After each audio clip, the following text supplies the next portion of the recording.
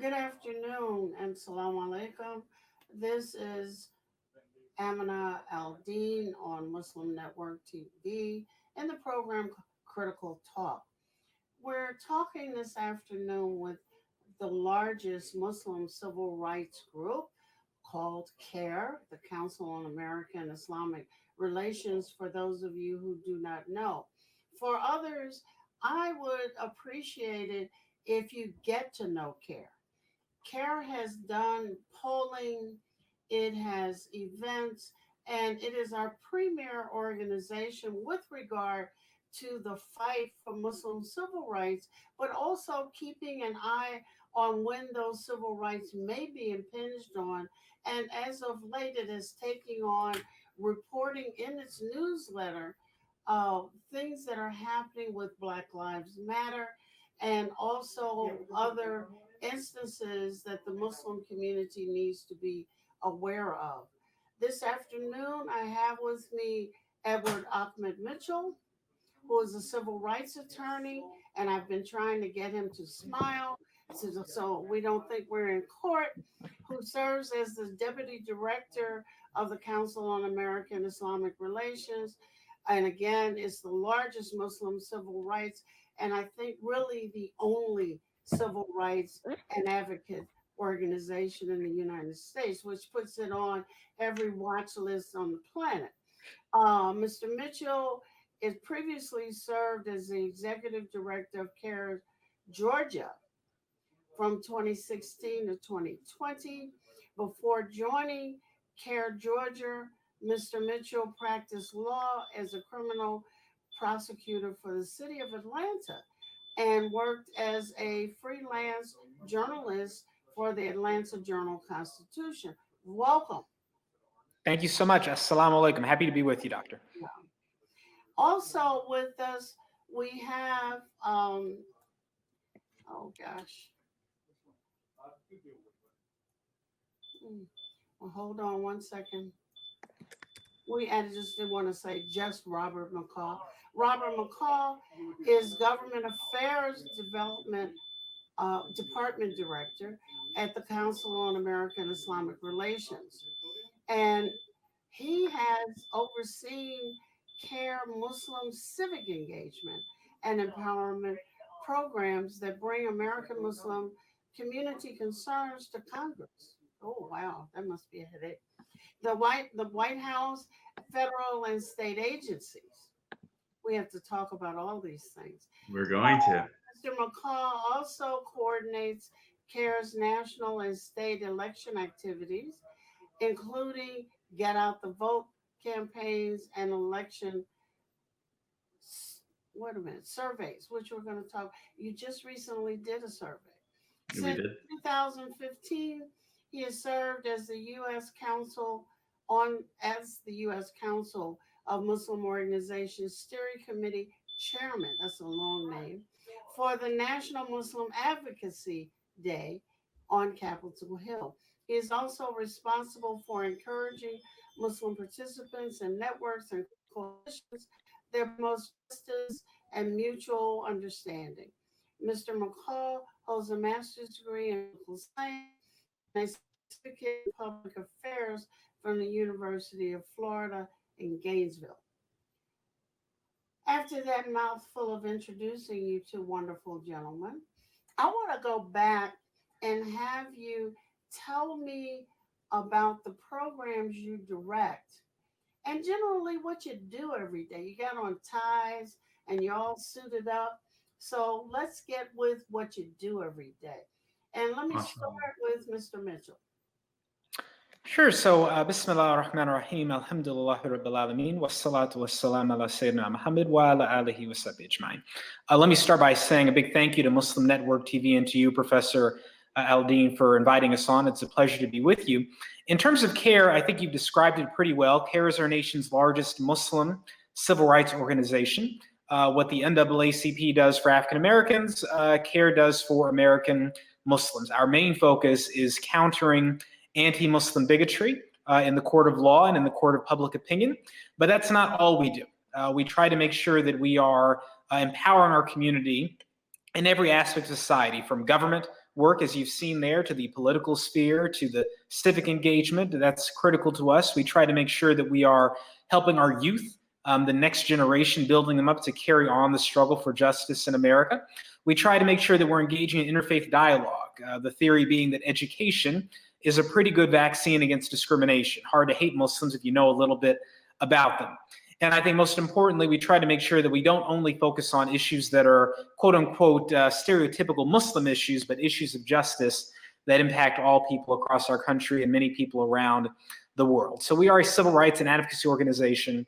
And alhamdulillah, we've got about 30 chapters around the country in states as varied as California, Texas, Ohio, New York, Florida, and many places in between. CARE was founded in 1994, just celebrated our 25th anniversary, and may Allah grant us many more and guide us to be beneficial to the community. Wow. You know, I read CARE alerts daily almost, and I was not aware that you tackled issues of injustice for other either religious or ethnic, religious groups, not necessarily ethnic groups. Okay. Yeah, it's certainly rare that happens, since obviously most people come to CARE because they are Muslim and targeted for being Muslim. But we try to make sure we advocate for issues of justice. So if that's an incident of police brutality, for example, that impacts only George Floyd, well, technically that doesn't just impact George Floyd. The issue of police brutality impacts everyone around our country, especially the African American community, and the Muslim and Black communities are inherently intertwined. So even the things that may not seem like stereotypical Muslim issues still have to be relevant to us because we care about justice. And so anything that falls in that sphere of civil rights, we're going to have an opinion about usually. Okay. Mr. McCaw, with that long list of what I do, tell us about what you do and how is civic engagement going? Well, as Edward said, we're an organization that's multi-state chaptered. We have over 50 attorneys across the nation, and they're defending Muslim civil rights every day. But we have to do more than just defend our rights. We have to use our rights. We have to petition the government. We have to speak freely. We got to practice our religion in a way that befits us. And so the Government Affairs Department at CARE is all about educating Muslims so that they are empowered to talk to elected officials across the country at the local, state, and federal level. Every year we co-host and work with the U.S. Council of Muslim Organizations. We hold the nation's largest Muslim Advocacy Day on Capitol Hill. Sadly, it was canceled this year because of COVID, but last year we hit up 22 states with over 450 delegates from across the country coming to D.C., speaking with over 250 members of Congress. So we're always trying to empower Muslims. Right now, with our campaign Muslims.vote, which is also our website, we are encouraging Muslim voters to get engaged in this election, ask candidates questions that reflect the views and concerns of the Muslim community, engage in the election for early voting, mail-in voting, showing up on election day, following CDC guidelines. We want to equip Muslims with their rights and have them executed in such a way that we build up the Muslim political power in this country, and that our elected representatives at all levels of society are hearing the Muslim voice. Wow. Sounds great. Now let me ask some not so nice questions. Yeah, let's get into it. What are Muslim rights and how are they different from the rights of every other American citizen? Muslims share the same and equal rights to all other Americans. It's whether public officials, unelected officials are going to respect the rights of Muslims equally. So Muslims have a right to gather and build a place of worship, but will the city zoning board approve their applications so they can worship freely? Muslims have a right to assemble, form organizations, and plead to the government to, listen to our causes and concerns. But are we going to be silenced through, the chilling of our speech through surveillance or infiltration? Or will we be fired in our workplaces for practicing our religion while our coworkers are not for the same types of acts? I'd let Edward add to that. Don't you think it would help if Muslims want to, I don't know, in some small town or some major city, build a masjid? Wouldn't it help if some of them ran for city council, or if some of them Absolutely. ran for the local positions, which would have their voices infused rather than a religious foot forward? I don't hear much of the time, and I go to city council meetings, people say, well, I'm Christian and therefore. Yeah, and I don't think Muslims say that either. I think, as Robert said, Muslims only expect to be treated the way everyone else is treated, right? If Why you're would a Christian, somebody treat go you ahead, Professor, say it again. Why would someone treat you differently? How would I know, looking at either of you, Yeah. that for a Muslim, you're not running for a religious office, you're running for a public office, and religion is one of the adjectives that describes you. Yeah, no, so to clarify, what I was referring to is the issue of Muslims being mistreated and discriminated against in terms of the law. So, for example, if a Muslim community wants to build a house of worship, we've seen over and over again in the community that being blocked. And so it's not a matter of, Muslims asking for anything unique. They're just asking for the same right to worship that everyone else has. Now, I think you're absolutely spot on that, something that Muslims have to do is to get engaged in the political process, not only by voting, but by people being candidates, people who are getting elected to office. And we're seeing that happening across the country in recent years. We've had a record number of Muslims turning out to run for elections at the local and federal level. Obviously, most of the candidates don't win their first time out. That's okay. You got to start somewhere. But that is happening. And that's definitely an important part of changing the narrative and making progress. But our right to build a house of worship, our right to go to work should not depend on who is in office and who is one elected office. It should just be something we are able to do, period. But being practical, yes, it actually absolutely helps if Muslims are very active in the political process.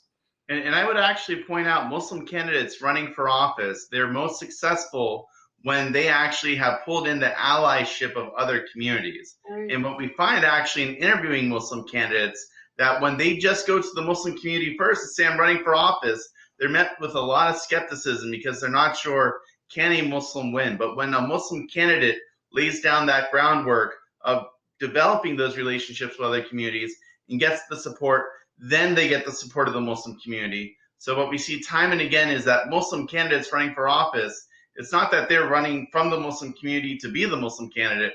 They're running and they happen to be Muslim, and that their goal is to represent the views of all those constituents, not just their Muslim, but their community. But I do think, why wouldn't the Muslim community, because other communities that have preceded them in these kinds of ethnic and partisan religious fights have found that their community supports them, known or unknown. But why with the Muslim community is it backwards? Well, if somebody else supports you, then I will. I think it's because of systemic discrimination in U.S. society that some Muslims have a perception that we just don't have a fair shot. When in reality, when we get behind our candidates and we make sure that our communities aren't just engaged internally, but in our surroundings, that's when our candidates have the best chance and shots for office. Well, Yeah. I've seen even in, back when we could all see each other in various elections, when Muslim organizations invite a meet and greet for the candidate, or a stage for the candidate to talk to a particular Muslim community. One of the things that always happens is the Muslims show up for the photo op, but they don't show up with real questions for their community: streets, services, schools, those kinds of things. How can CARE be one of the places where education comes?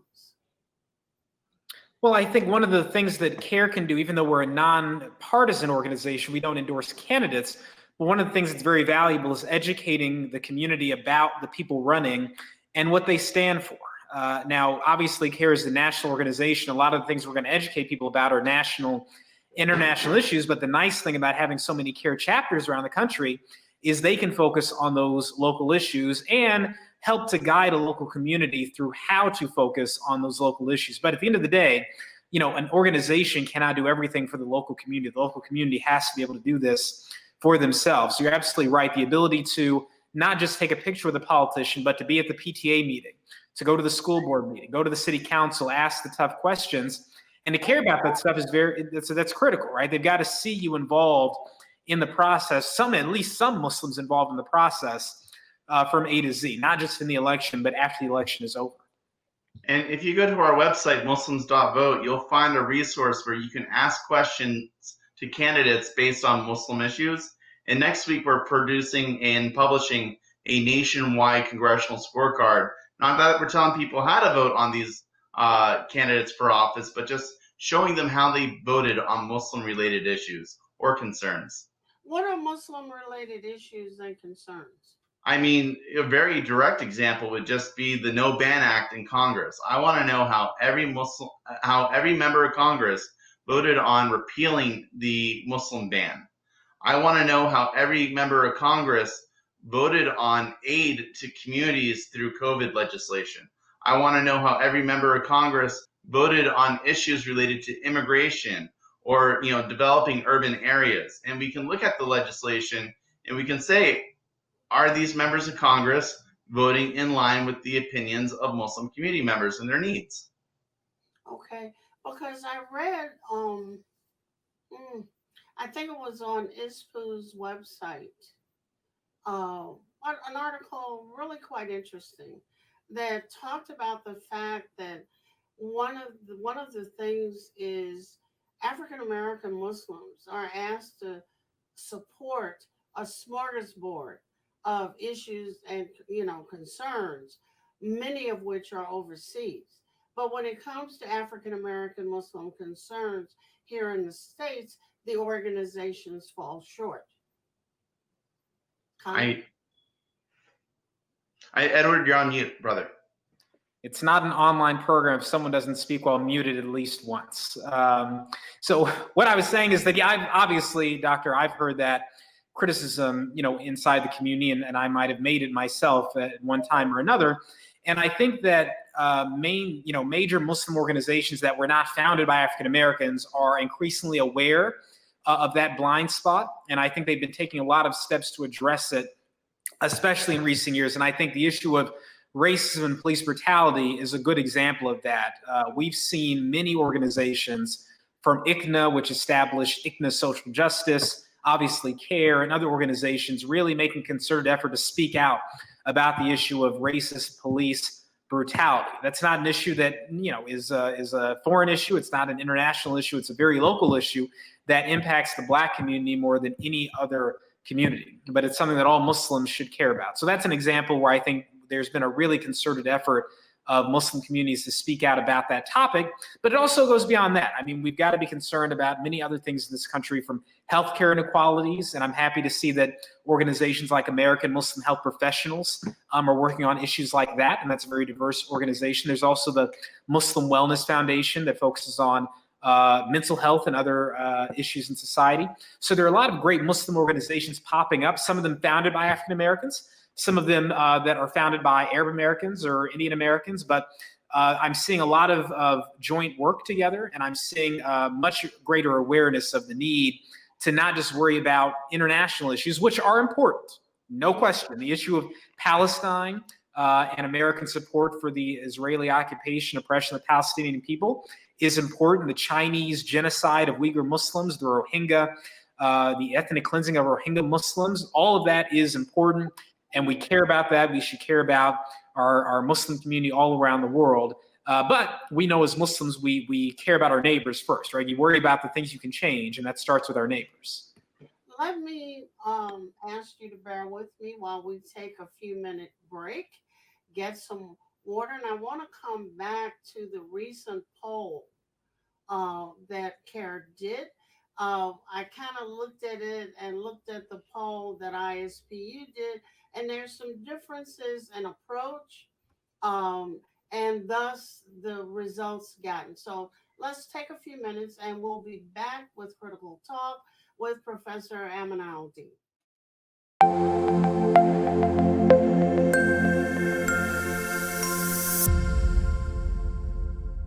Billboards are popping up all over the country with an Our neighbors don't eye-catching realize message. that Muslims are absolutely opposed to ISIS. Salam. My name is Abdul Malik Mujahid. I'm an imam in Chicago. 16 shots! No me! No justice! No me! So how do we bring up the energy which can really have an impact on the world? You need to build bridges of understanding among people, and we need to have America moving forward. That lesson learned have brought the strength of humanity to America, which is the diversity. Mujahid Talks, only on Muslim Network TV. Faithfully connected.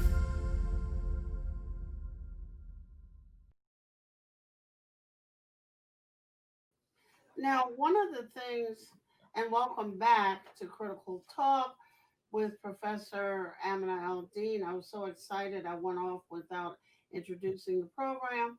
I am with Edward Ahmed Mitchell and Robert S. McGraw from CARE. And one of the things I want to ask up front, how did you take a poll? I can answer that since I designed and worked with their contractor. CARE has a national database of over 140,000 Muslim registered voter households.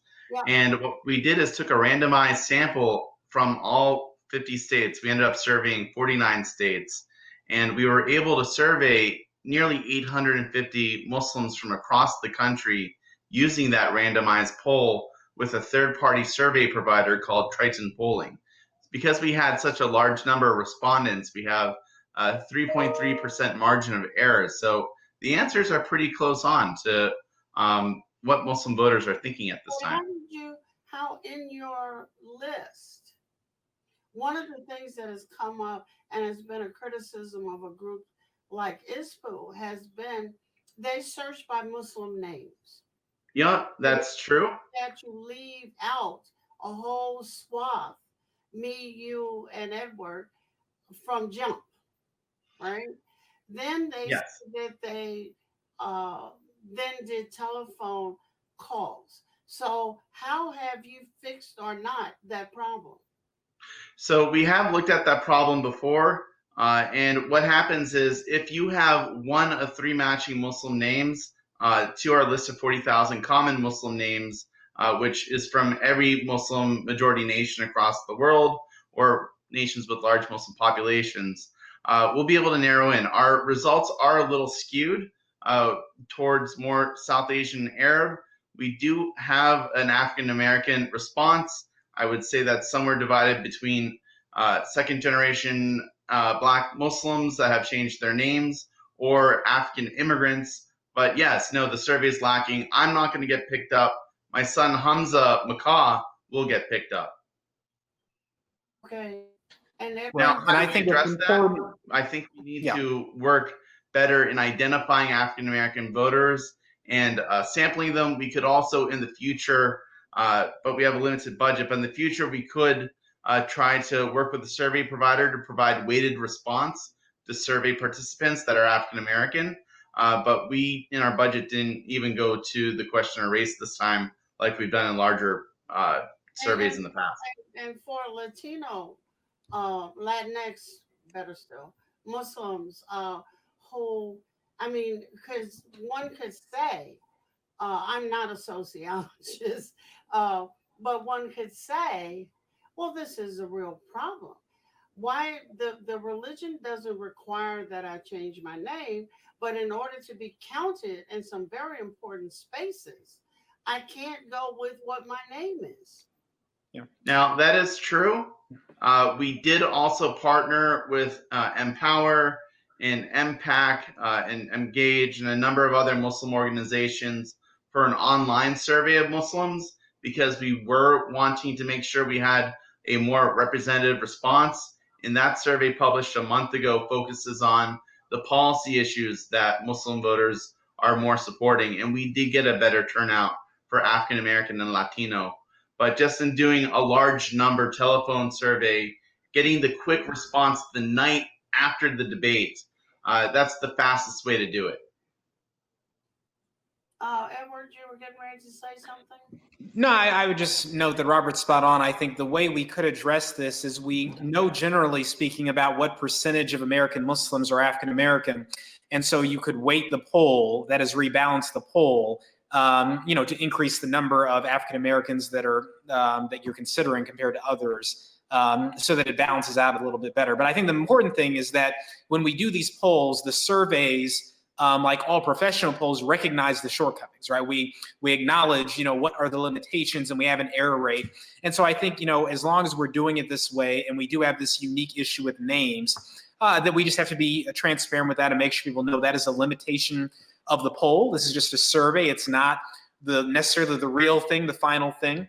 And I think it's important, though, for us to do these surveys to try to get as good of an understanding of where the Muslim community stands as we can, so we can share that with the public. It is not by any means foolproof or perfect, but it's pretty darn good. I think we had a 3.5% error rate in this survey, which is within, I think, 849 people or so as the audience. So that's a pretty good stat for a poll.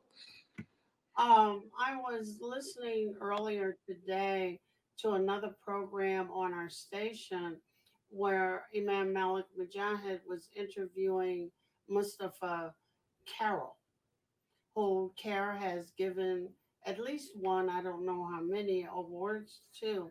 And he was mentioning, and you can tell me shut up, Amina.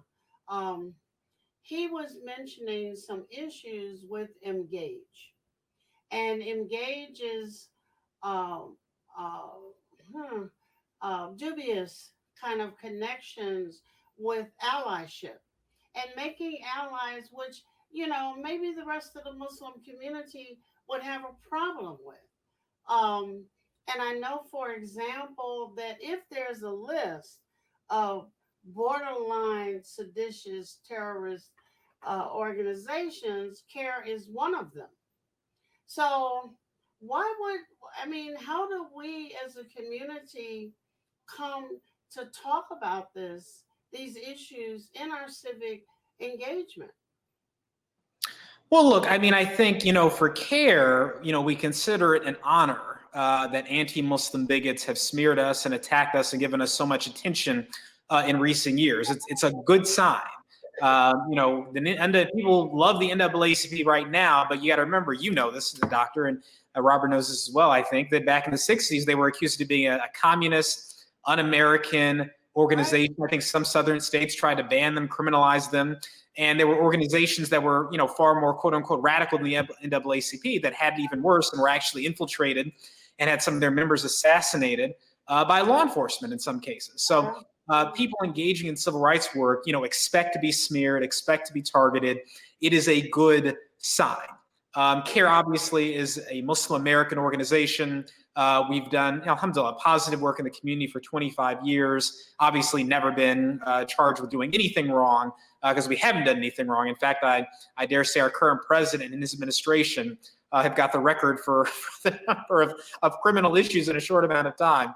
So alhamdulillah, we do great work. We don't have any of those issues. It's just conspiracy theories, but we can't let that distract us from our work. And I would just say that in terms of, other Muslim organizations, we very much believe that, if we disagree with something a Muslim organization does, we try to address that with them, privately and respectfully.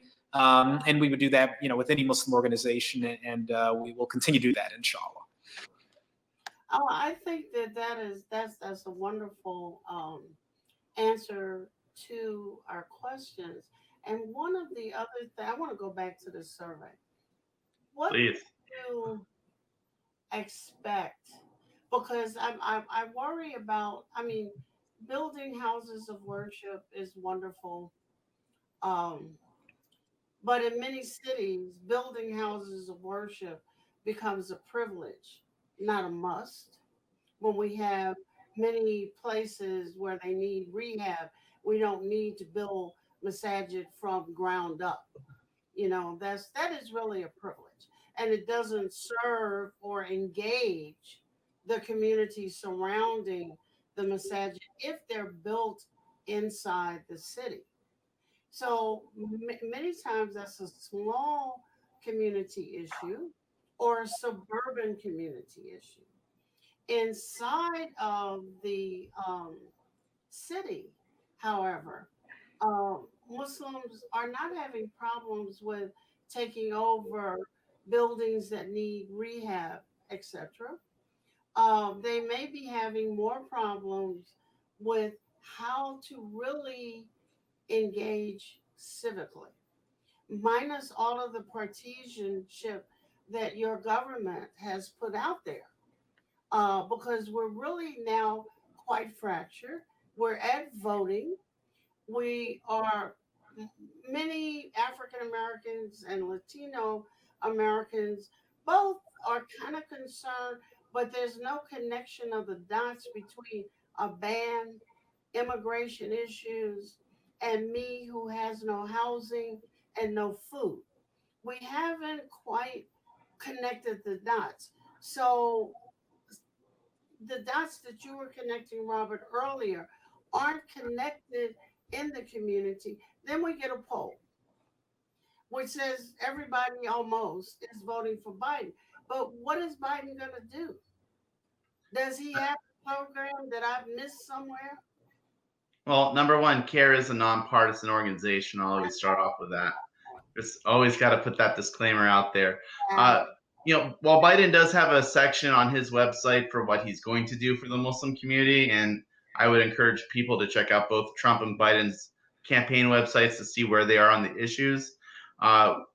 We have been reaching out to both campaigns, and we're not waiting for the campaign to tell us what they're going to do for the Muslim community. We're telling them what we need them to do for the Muslim community.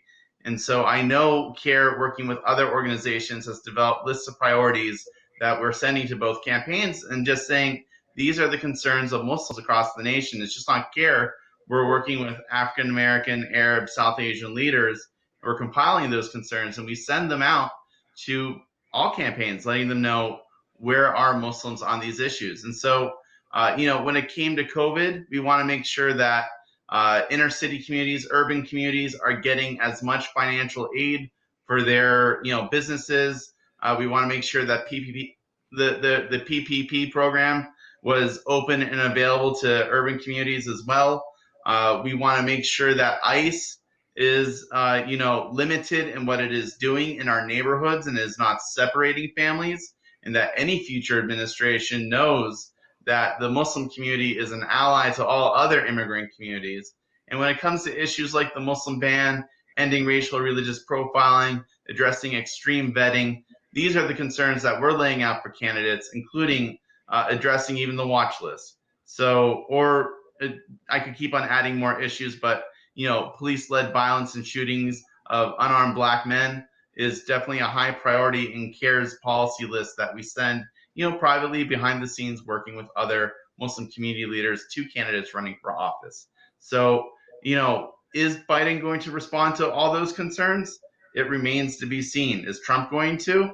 By his rhetoric, maybe less so. We were not sure. But I think when you look at the concerns of the Muslim community, we can't wait for these candidates to tell us what they're going to do. We have to tell them what are they going to do for us. We had a question from one of our viewers that asked, what was one of the more surprising results from this survey?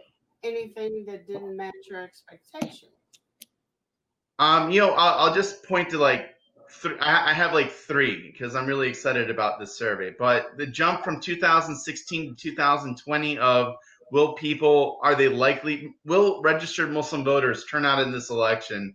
And we went from 74% saying they definitely will in 2016 to 89%. So that's a jump of 15 points. So, whether Muslims like either candidate or not, they're definitely more likely to vote in this election, and probably went down from 12% in 2016 to 4% because that went to the definitely will. So Muslim voters, and we can debate how many there are more likely to turn out into this election. I'm very excited about that. I think, the same amount of Muslims said they're going to vote for Joe Biden within a margin of error as they were for Hillary Clinton. So that's the same. We did see about 18% of Muslims saying they're going to vote for Trump. And that actually matches historical surveys CARE's done of the Muslim community. We know about 18% of Muslims who vote Republican are more likely to vote for Trump. We know in separate polls of Muslim Republicans and Democrats that Muslim Democrats are more concerned about, health care, education, and the top issue is civil rights or Islamophobia. And Muslim Republicans are all about the economy and, health care, kind of afraid of things like the Affordable Health Act or universal, health care. But what I was really interested in was that there was a decline in Muslim perception of friendliness of the Democratic Party. And so that went from, a high in 2018 of 61% of Muslims saying the Democratic Party is friendly to 42%. And that's just in 4 years. It actually had gone up, from 2012 to 16, from 49 to 61%. So why would there be nearly a 20-point drop in Muslims perceiving the Democratic Party as being friendly? Or why did it go up 12% as for unfriendly? And we really think it has to do with Democrats in Congress and at the state level attacking Muslims that run for office and gotten in. So when you see Democrats attacking Ilhan Omar or Rashida Tlaib because they're pro-Palestinian or for some other progressive concept they're putting forward, and these are their own party members attacking them, I think that's really hit some Muslim voters. They're still voting for Biden, but they don't necessarily think his party is as friendly. I also think, the Biden campaign's recent kerfuffle with Sister Linda Sarsour over her being pro-BDS really impacts voters, as does there was no primetime spot for Muslims at the DNC this year like they were in 2016. So when you combine these factors, there was a drop in Muslim perception of friendliness of the Democratic Party. Muslims generally didn't view the Republican Party as being that friendly to them, but just based on the party's own policies and rhetoric, it made sense. You said that there was no space for what? Come again? You said that there was no space at in the last Democratic National Convention in 2016, you had at least 2 Muslim speakers be given a primetime main stage spot. Khizr Khan holding up his Constitution saying, respect the Constitution, Mr. President. That played very well with Muslims. We didn't have that moment this year, as other communities felt like that too. Let me go, not switching gears, but sliding over. Edward, we know that the 10th Amendment of the Constitution talks about whether or not the federal government, meaning the president, can send troops to a place without states having to okay it or request it. How do you think this is going to play out in the future as you all are monitoring what the feds do in cities with regard to sending in federal troops, with or without congressional approval? All of it is without, but also with or without state request. Yeah. So look, we know that the federal government can nationalize the National Guard in certain situations. Obviously, this has been done in a positive way during the Civil Rights Movement when President Kennedy nationalized the National Guard to protect African Americans being integrated into schools. President Eisenhower did it as well. And obviously, in incidents of national crisis like Hurricane Katrina, obviously the federal government can commandeer local soldiers and put them to work on the streets of cities. Now, of course, the concern we have is that what if a president were to nationalize the National Guard and send in the troops for an improper purpose without the coordination with the state or approval of the state? And obviously, this is something we haven't necessarily ever seen, at least in our lifetimes. And many of us are hoping we don't see that in the wake of the election. We have seen so far federal officers, unnamed, unmarked, mass federal officers being sent to guard federal property, and then obviously engaging in horrific conduct against protesters, shooting people with rubber bullets and other such things. So we've already seen that happen. Those were not soldiers doing that, but again, federal agents doing that of various federal law enforcement agencies. So I think many civil rights organizations are hoping for the best, but preparing for the worst in the wake of the 2020 election. We don't want to see, this devolve into a constitutional crisis that ends with people on the street protesting and federal action to try to silence people's ability to protest. And the nice thing is that we still have courts, and whether you're the National Guard or federal agents, you have to obey court orders. So there is always that route to try to address this sort of misconduct if it happens, inshallah. Yeah. Back to racial inequality. In your survey, you said that 67% of Muslim voters believe that Democrats are most concerned with addressing racial inequality, while 16% believe that Republicans are the most concerned. What concerns you about those numbers? I think they're really reflective of reality, because Democrats were trying to beat each other in who's going to introduce and pass the George Floyd Justice and Policing Act. And that made it through the House, but right now we see it stalled in a Republican-held Senate, and you also see opposition from the president to that act. So I think those numbers really reflect reality. Perception is reality in this case, that Republicans are hostile towards initiatives that hold accountability for police officers and the shooting of unarmed black men in U.S. society.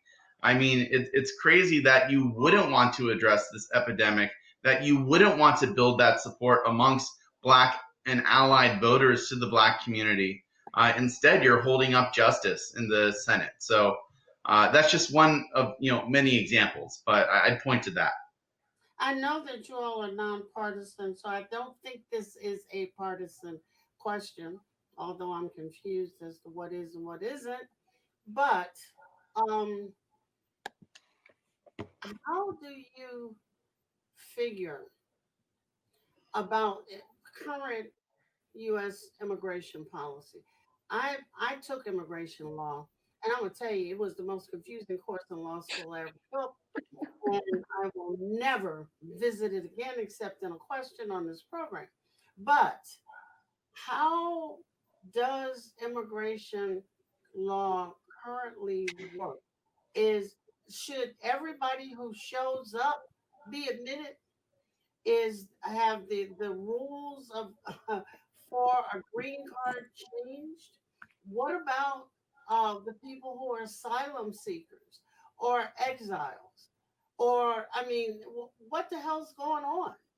Well, I'll let Edward talk about the legalities of it, but I'll say that the executive office is given wide discretion in the number of immigrants that are admitted to the United States. To my understanding, there isn't a cap on the number of refugees that could enter into the United States, but that this is something set by the White House. So traditionally, Quotas. well, but the quotas are set by the president, not law. And so, America could be as wide open as we want. Look, my wife is from Bangladesh. I go there every year. It has like 160 million people, half the size of the United States, inside a country the size of Ohio, and they're self-sufficient in producing rice. You ever fly over the country? It's wide open. We could admit and welcome as many people as we want for generations. The United States could take in the rest of the world. We could pack a lot of people here. And I think that 100,000 person limit is actually quite conservative and low. Okay.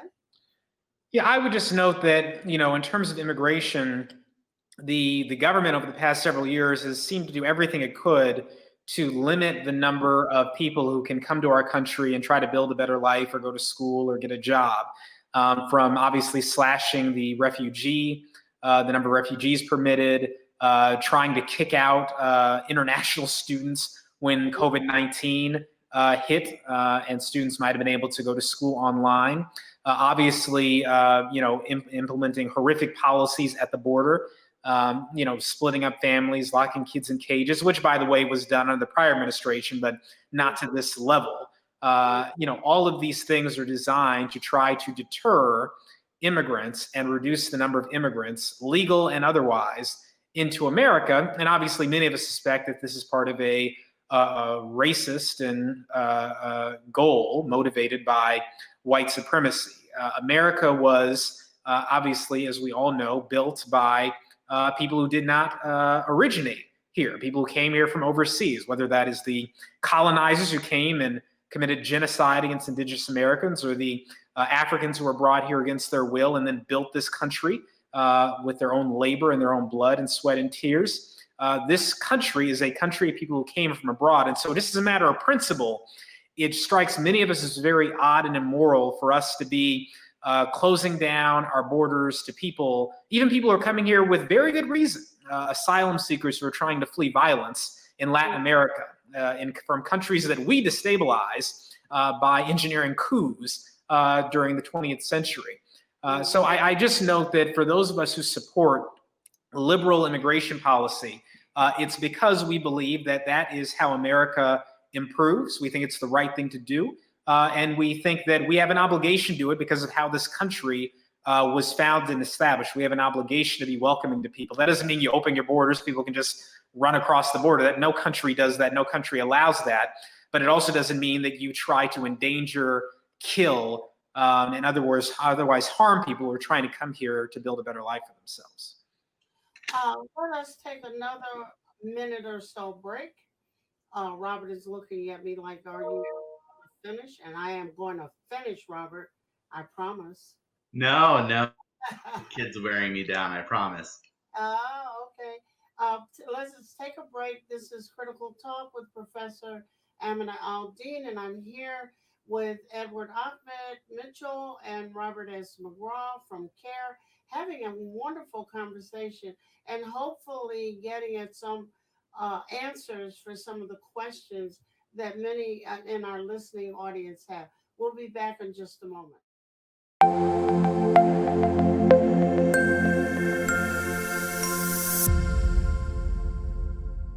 Assalamu alaikum! I love Adam's World because it makes me learn in a fun way. That Adam has a green face and orange hair. I like this song. I like how Adam sings. I like Adam's World because it makes me happy.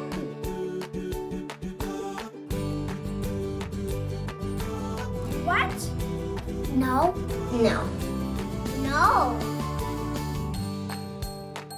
And here's Adam and here's Anissa. Adam is and his sister. Adam is a boy and he is very smart.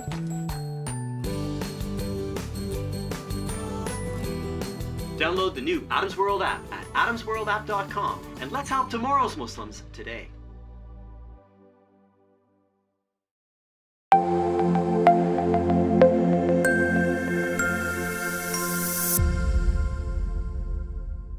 You're back with Critical Talk. Professor Amina Al-Din here with Edward Ahmed Mitchell and Robert S. McCaw, both from CARE. And I just want to say, not that I'm being, well, I guess I'm being partisan. If you want a survey that better reflects all of who we are, then we have to ask CARE to have a survey account or something or the other, and we have to support it. Granted, less money is growing on trees today, but the things that we care about and the things that are meaningful to us, we have to get behind with the pennies that we have. Having said that, it'll cost you all later for that free announcement. I think that you all have answered many of the questions, almost. Two, have Muslims sued Muslims? I'm sure they have, but if it's not engaged with an issue of their constitutional civil rights being infringed, that would be a private suit between those two individuals, Well, most likely on a I'm civil matter. suing the Muslim man who is discriminating against me as a Muslimah because I'm black. Is that a care? Yeah, I mean, if we received a case like that, I think that's something our legal team would certainly investigate and see if there's some action we could take. And we don't exclusively handle things of religious discrimination. If there's a racial discrimination aspect, that's something we definitely have taken on. Now, I'll tell you, I can't think of any case we've gotten where a Muslim wanted CARE to sue another Muslim for something to do with race. That's not to say that doesn't happen in the community and should not be addressed. It does happen and should be addressed. But in my time as the director of CARE Georgia, which I did for 4 years, and my time with CARE National, I have not seen that sort of case, but certainly that's something that we would consider taking on. Okay. Now I want to go back to one. I don't think some in our listening audience understand the bans. And I just got a comment, Robert, about Robert and his COVID hairstyle, because I saw the picture. Thank you. And I said, oh my God, this is not him. But okay. It's all Sunnah. I know, it's something else. Anyway, I want to go back to the Muslim ban. Many in the African American community in particular feel that opening doors to anybody and everybody pushes them further away from getting what they've been fighting for in this country for at least a century or two. Explain in such a way that if all of us who have a legitimate right to be here are not permitted to be here, then all of our rights are in jeopardy. Well, I mean, I think the way I look at it a bit different. I mean, I think that in American politics, there's this common ploy that corporations use, that very rich people use, which is they tell poor people that the rich corporation that's dodging taxes is not your problem. The problem is the other poor person of a different color. That's the person you got to worry about. They want to take your job. They want to undermine you. And so I think as African Americans, we are very cognizant to that trick. And that's why you see strong solidarity between the Black and Latino communities, because we recognize that we are not each other's problem, right? A Mexican family or a El Salvadorian family coming here to build a better life for themselves take nothing away from the Black community. What is taken away from the Black community is when you have government and corporations that are engaging in injustice targeted at our communities, communities of color. So I think that that's just what I would say to people who have a concern that immigrants will somehow undermine, our goal to be full members of society. I don't think that's accurate. Now, there people have legitimate concerns about, economics and jobs and all that. I get that, but that is not really the major issue or danger confronting our communities, in my opinion, anyway. So what's with the ban? Is the ban still happening? Oh yeah, the ban is still happening. The ban was expanded in January. Previously, the ban hit Libya, Iran, Somalia, Yemen, Syria, and then North Korea and Venezuela were like window dressing. But it was expanded in January to include Sudan, Nigeria, Tanzania, Burma, Eritrea, and Kyrgyzstan. And there are a lot of African countries on the Muslim ban. So CARE actually is now calling it a Muslim and African ban.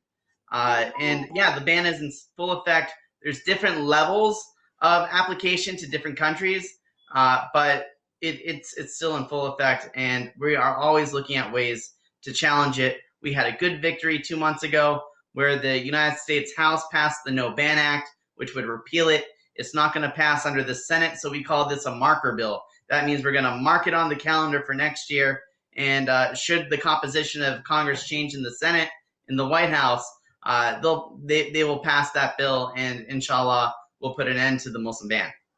Okay, our time is way past up. I'm just enjoying you guys a little bit too much. You have to have us back. I have no fear.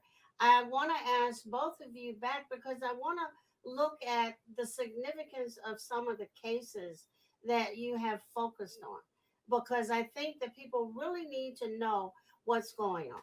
This is Professor Amina Al-Din with Critical Talk with Edward Ahmed Mitchell and Robert S. McCall, both from CARE. And I have had a wonderful afternoon. And I thank you both so very much for giving us your time.